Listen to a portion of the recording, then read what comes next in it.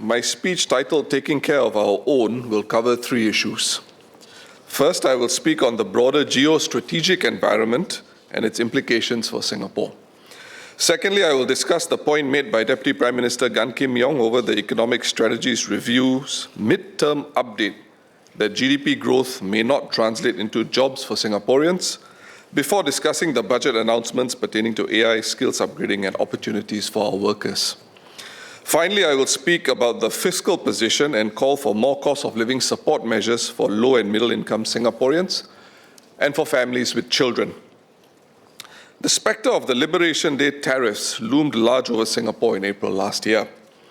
The PAP government dissolved Parliament just days after the Trump administration's announcement.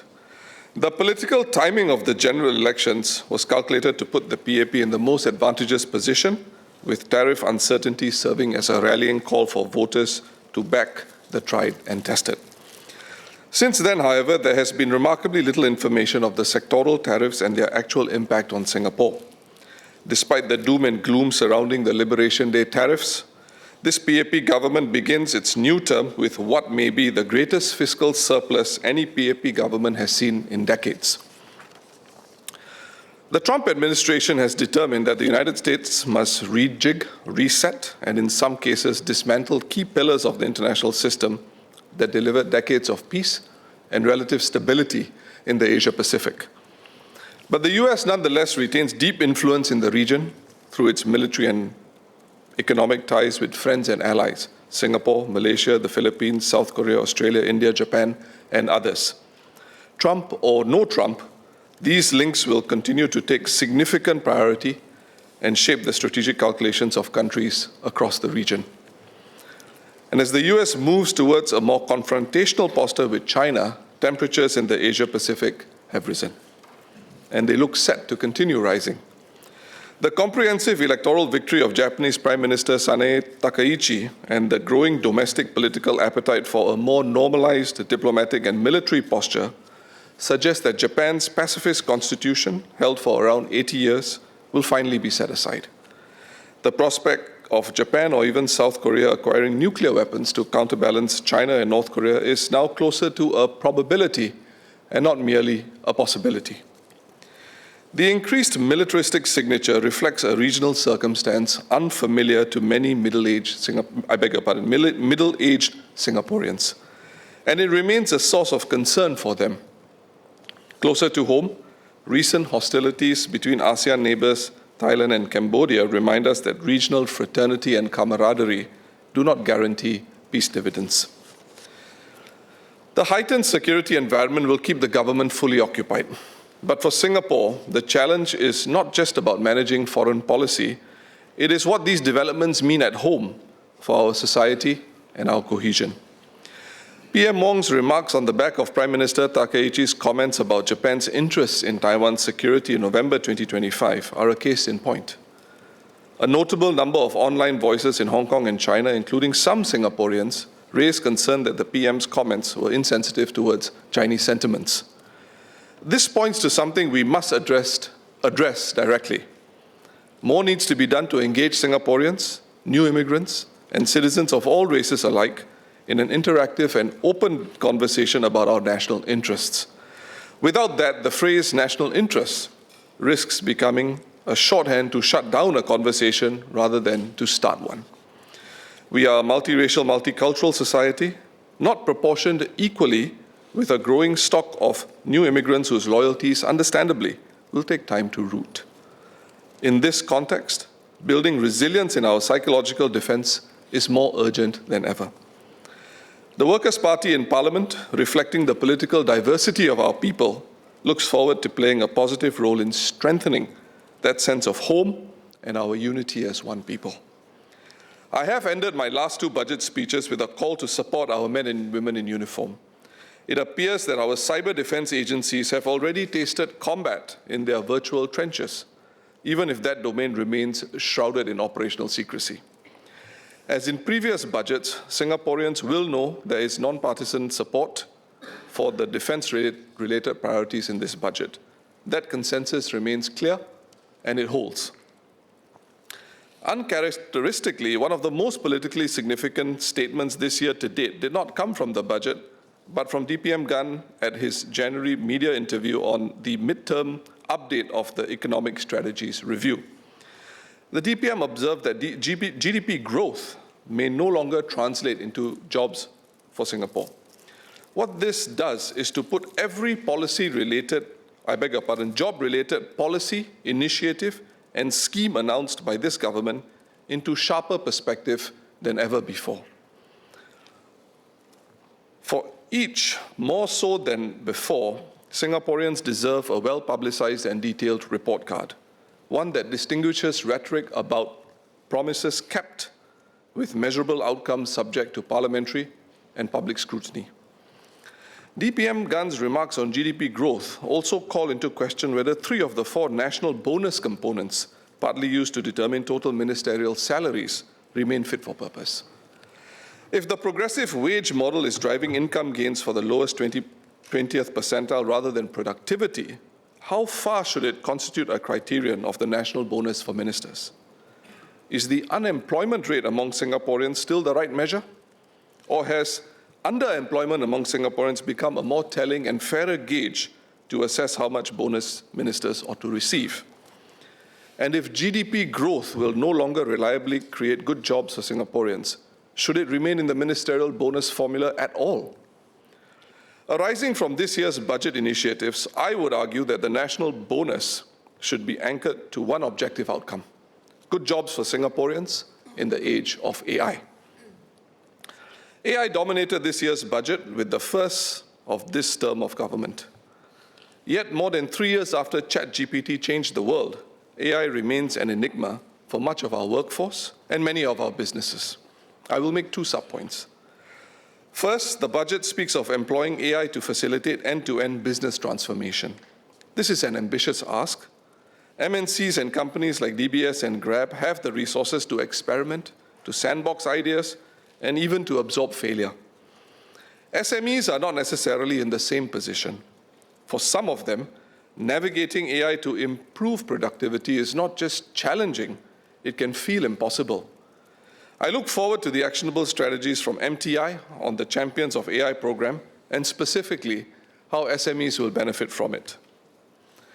On AI-related subsidies through the Productivity Solutions Grant and other initiatives such as the Enterprise Innovation Scheme, clear standards and requirements must be established before grants and subsidies are paid out. AI-related grants and subsidies must be ring-fenced for truly transformative productivity gains so that these taxpayers' subsidies are not gamed or abused. Singaporeans would remember the Productivity and Innovation Credit Scheme of yesteryear and how some individuals and businesses exploited it. Promoters helped to set up shell or dormant companies solely to claim PIC benefits with false documentation or listing phantom employees to meet qualifying conditions. Other reports questioned how many genuine R&D breakthroughs were operationalized for businesses through the PIC scheme, and whether they moved the productivity needle in proportion to the subsidies that were paid out. We cannot repeat that mistake with taxpayer money with this latest productivity push through AI-related subsidies. For workers, the redesign of the Skills Future website to make AI learning pathways clearer is a welcome step. At an overarching and strategic level, the AI Council must take a special interest in ensuring that AI-related outcomes are scoped properly. Because done right, this raises Singaporean businesses and workers to higher productivity. My second point covers the phrase used by the Prime Minister, because we take care of our own. That was arguably, to me, the most significant line in the entire budget speech when it came to AI's impact on workers. Last week, both Channel News Asia and the Straits Times ran a Financial Times opinion piece by Sarah O'Connor in the online and print mediums respectively, titled, "We Have to Stop Calling Some Jobs Low-Skilled."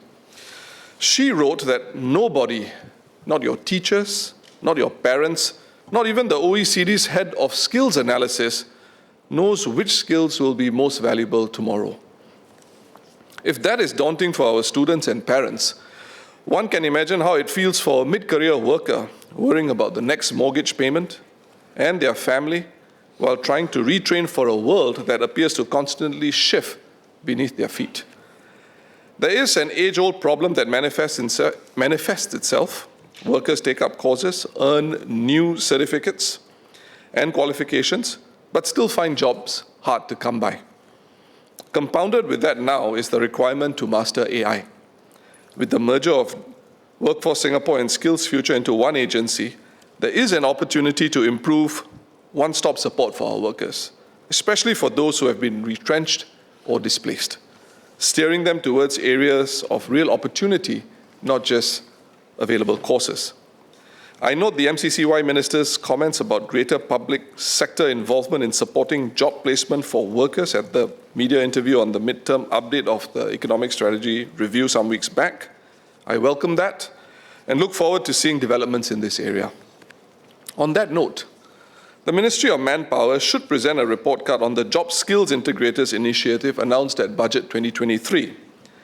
These integrators were supposed to bridge the gap between industry needs, training providers, and workers. To my knowledge, Parliament has not received a full account of how many workers have benefited, what the shortcomings have been, or how this initiative will evolve. That account is overdue. To round up this section, I wish the government, our businesses, and our union leaders and workers every success in the undertaking of making AI work for Singapore and to create good jobs for Singaporeans. Mr. Speaker, no opposition response to the budget is complete without an assessment of past announcements and a call for a report card on their success or shortcomings. Singapore's budgets are rarely standalone exercises. Take the Forward Singapore exercise. At Budget 2024, the government announced plans to spend $40 billion on Forward Singapore initiatives through 2030, with $5 billion committed at that inaugural budget. To my knowledge, there has been no well-publicized tracking of cumulative spending since then. On that same note, this year's budget revealed that the next cycle of the Research, Innovation and Enterprise Plan, RIE 2030, stands to be funded to the tune of $37 billion, up from $25 billion in the previous cycle from 2021 to 2025. Yet there was no comprehensive report on how the previous $25 billion was used, how many jobs were created for Singaporeans, where outcomes met their objectives, where they fell short, or even whether it is simply too early to tell. There is real value in reporting such outcomes publicly, at minimum, through an occasional paper at the close of each RIE cycle. Such transparency allows members of Parliament on both sides of this House to fulfill their duty in scrutinizing public expenditure as part of their responsibilities as MPs. It gives our people, and our youth in particular, a clearer picture of the opportunities ahead and helps attract the best minds to Singapore. There is much work still to be done in demonstrating how efficaciously taxpayer dollars have been spent. Across most budgets, there is a lack of easy-to-track outcomes on the headlines that have been announced. The government should be conscious of the public cynicism and detachment that grows when Singaporeans cannot see a clear accounting of how public funds are being used and communicated for ease of understanding and what results have been achieved. That is not good for Singapore, and it sits in contradiction with the participatory spirit that Forward Singapore was meant to embody. I will speak further on this sub-point during the Ministry of Manpower's Committee of Supply debate with specific reference to the Progressive Wage Credit Scheme, a scheme that was due to end but has since been extended in this year's budget. On the fiscal position, the government begins this term on a firm footing, with a surplus of $15 billion for FY 2025 and $8 billion surplus expected for FY 2026, with potentially more anticipated as corporate tax collections are expected to rise from FY 2027.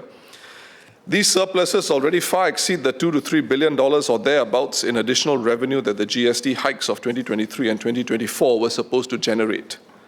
There will be significant public interest in how these surpluses are ultimately deployed, especially given the pressures of an aging population and the persistent concern over inequality. Before I turn to address some specific measures in the budget, it is worth noting the results of NTUC's own 2026 Survey of Economic Sentiments, released last month.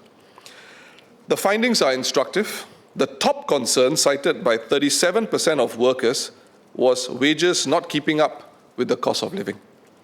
Second was having enough savings for retirement at 28%. Job security came in third at 19%, followed by caregiving demands at 9%, and concerns about AI disruption at 6%. These are not abstract anxieties. They are the lived concerns of working Singaporeans, and they should shape how we evaluate what this budget delivers. I believe more should be done to assuage cost of living concerns of Singaporean workers and families. On cost of living, this budget introduces yet another tranche of CDC vouchers. Singaporeans can be forgiven for treating the scheme as a permanent one. It was not originally conceived as such when CDC vouchers were set at $100 per household. With another $500 tranche to be disbursed in 2027, the time has come to refine the CDC voucher scheme to better help Singaporean families. Currently, the vouchers are distributed on a per household basis regardless of household size. That is not equitable. A household of 2 individuals receives the same as a household of 5. I propose a simple and targeted adjustment. Retain the $500 base for all households of 3 members or fewer. For owner-occupied households with more than 3 members, provide an additional $150 per person. Based on the average Singapore household size of 3.06 persons in 2025, this is a modest and practical refinement, one that better reflects the actual cost of living burden larger families carry. On families with children, this budget raises the monthly household income threshold for student care fee assistance to $6,500. I welcome the expansion in reach, but I ask the government to also review the subsidy calculation framework in favor of greater subsidies as it reviews this sector. Before the budget announcement, there were 11 subsidy tiers for households earning between $1,500 and less and $4,500. The top tier provides a 98% subsidy up to $295 per month. The lowest provides just 20% or $59. This can be simplified further, starting at the new LQS figure of $1,800 and below, with perhaps 2 to 3 additional tiers to better support parents with school-going children, with the lowest tier receiving at least a 50% subsidy. Alternatively, the preschool subsidy framework provides all qualifying families with a meaningful base subsidy regardless of income, with additional support determined by income. That design is both simpler and more reassuring to families navigating the system. I ask the government to consider a similar approach for student care subsidies. The redistributive cost is relatively modest, especially when we consider our chronically low total fertility rate, but the impact on families and their confidence that the system is always working for them would give the reassurance of a more generous helping hand. In conclusion, this budget was delivered against a backdrop of genuine uncertainty. A shifting global order, the disruption of AI, and the anxieties of working Singaporeans who worry about whether their wages, their savings, and their children's future will keep up, to say nothing of the continued relevance of some jobs, particularly entry-level ones. In this context, taking care of our own represents one standard by which all government policies will be unpacked, measured, and scrutinized by the Workers' Party in this term of government. Mr. Speaker, the Workers' Party supports Budget 2026.